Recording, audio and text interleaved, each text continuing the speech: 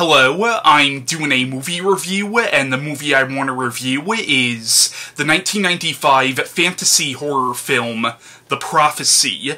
Now, The Prophecy was written and directed by Gregory Widen, who also wrote the Ron Howard film Backdraft, and he also wrote the original story for the first Highlander movie. Now, The Prophecy is one of my favorite movies. I first saw this when I was 12 or 13. It was on Encore. Encore actually used to play this movie a lot. And back when blockbusters were still around, this was obviously before I actually owned the movie, but I would rent this movie from Blockbuster all the time. And this movie really is one of the first things I saw that really got me to think about the concept of angels. Now, I was raised Catholic, so since I was raised to believe in God, angels kind of came with the territory, but I never really thought that much about the concept of angels until I saw this movie. This movie really got me to think about, okay, if angels do exist, and I'm not saying they do or don't, that's all a matter of belief, but if they do exist, what would these creatures actually be like? Would they be so far removed from humanity that living humans couldn't even begin to comprehend them?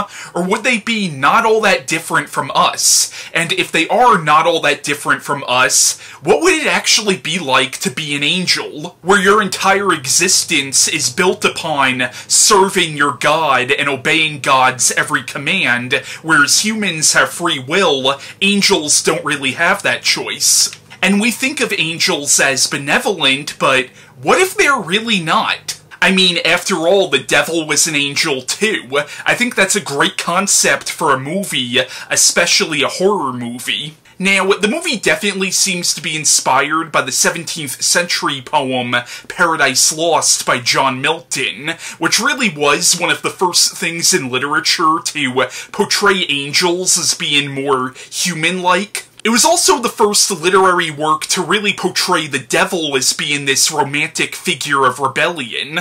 But there's also a lot of stuff in this movie that reminds me of what Vertigo Comics was doing at the time. Like, the way this movie deals with the concept of angels reminds me a lot of what Neil Gaiman was doing in the Sandman series.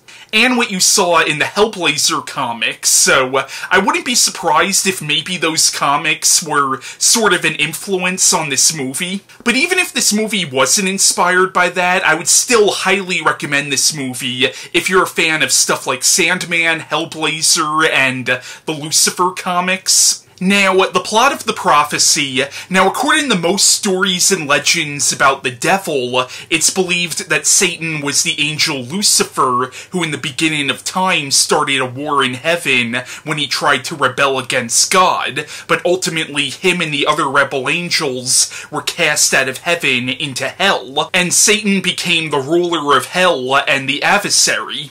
This movie deals with the concept that what if there was a second war in heaven, only the devil has nothing to do with this war. It turns out that when God granted humans entry into heaven when they died, this angered a lot of angels who felt like not only will they have to submit to God's will, but to man's will as well. And it became apparent that God loved humans more than angels, so, like Lucifer, certain angels decided to rebel, and another war in heaven started. And it turns out that this war has been going on for thousands of years, but there's a prophecy that the only way the evil angels can win the war in heaven is with the help of an evil human spirit. So, in the film, a psychotic war colonel has recently died, and it turns out that this colonel's soul will be the fallen angel's secret weapon. So in the film, an angel named Simon, who is still on God's side, comes to Earth to harvest this soul and keep it away from Gabriel, who is the leader of the evil angels. Eventually, Simon hides this soul inside the body of a little girl named Mary. So now Mary is being possessed by the spirit of this evil colonel, and the angel Gabriel is going after her and is willing to kill her in order to get this soul. So a former priest turned police detective named Thomas Daggett and Mary's schoolteacher now have to protect her, and they end up finding an unlikely ally in Satan himself. And if Gabriel does get his hands on this soul and wins the war in heaven, basically heaven will be open to humankind, but basically it's implied that any human who dies and goes to heaven will essentially be enslaved by the angels for all eternity, so heaven will be turned into another hell. It's also implied that the evil angels might also rule the earth as well. Now, in the film, Gabriel is played by Christopher Walken, and this is definitely one of Walken's best performances, in my opinion. Now, Walken is an actor. I think he's a great actor, don't get me wrong, but I hate to say it, in recent years he's kind of become sort of a parody of himself. And in this movie, you do get some of his typical Walkenisms, I would say. Like, he definitely has a sense of humor as Gabriel, but it's still an amazing performance.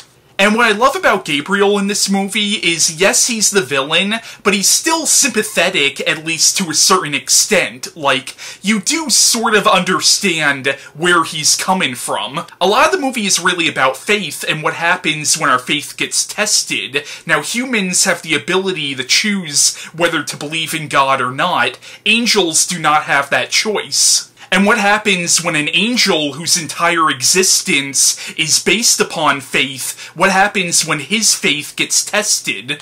And Gabriel does genuinely believe what he's doing is right, which in some way makes him a far scarier antagonist than a Freddy Krueger or a Chucky or a Michael Myers. In a lot of ways, I would hold Gabriel in the same category as characters like Killmonger from Black Panther, or Ra's al Ghul from Batman Begins, or Bane from The Dark Knight Rises, where, in a lot of ways, he's fighting for his beliefs, but he is a radical. But Walken does essentially play Gabriel as a xenophobe. Really, he's afraid of the foreigner, us, coming into heaven and taking his home from him and fucking everything up. He even says, "I will not have some talking monkey take my place." In the film, Elias Koteas plays Thomas Daggett, and it's also a really good performance. As I said, Daggett is a priest who loses his faith in God and becomes a cop. And he's also where a lot of the film's questions of faith come in,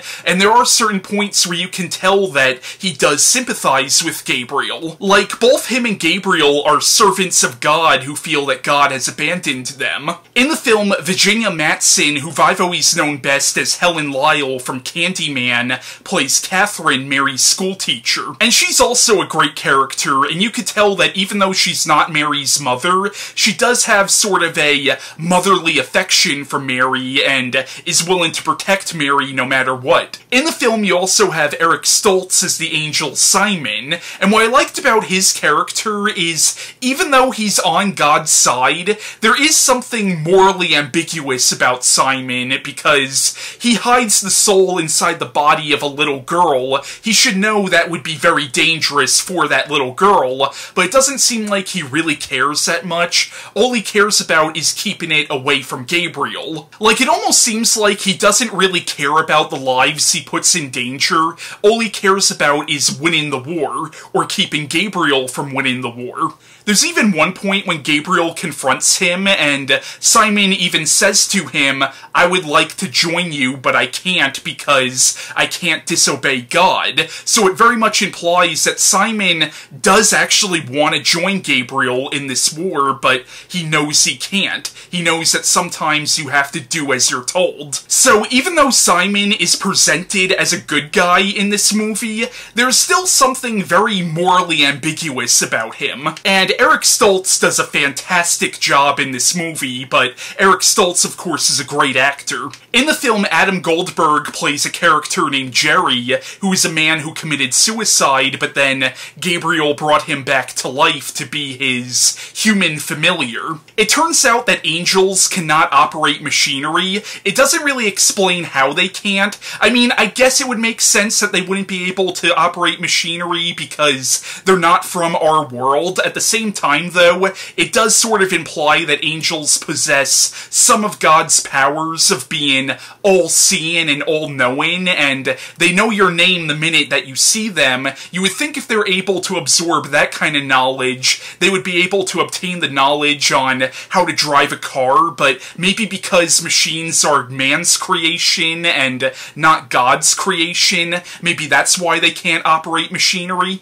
But again, Gabriel sort of uses Jerry as his human familiar and his driver. But Adam Goldberg is really good in this role, and he is sympathetic, but he's also quite funny as well. Like, there's one moment in the film where he has to dig up the Colonel's grave, and Gabriel thinks the soul is still in the Colonel's body, but when he finds that it's not, Gabriel asks him, if you were a soul, where would you hide? And Jerry says, the hell away from you. You also have Amanda Plummer as a character named Rachel, another person that Gabriel uses as one of his human familiars.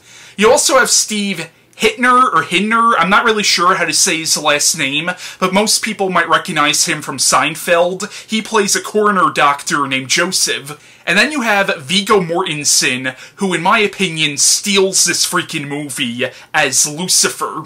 And this is one of my top 5 favorite depictions of the devil in film. And what I love about Lucifer in this movie is he's freaking evil. Like, you get the idea that he does not care about these people at all, but he's also very much an anti-hero because he does end up helping the main characters, but you get the idea that the only reason he's helping them is because if Gabriel wins the war, it will be really bad for him. He also has probably the greatest line in this movie. When he first meets Catherine, he says, I can lay you out and fill your mouth with your mother's feces.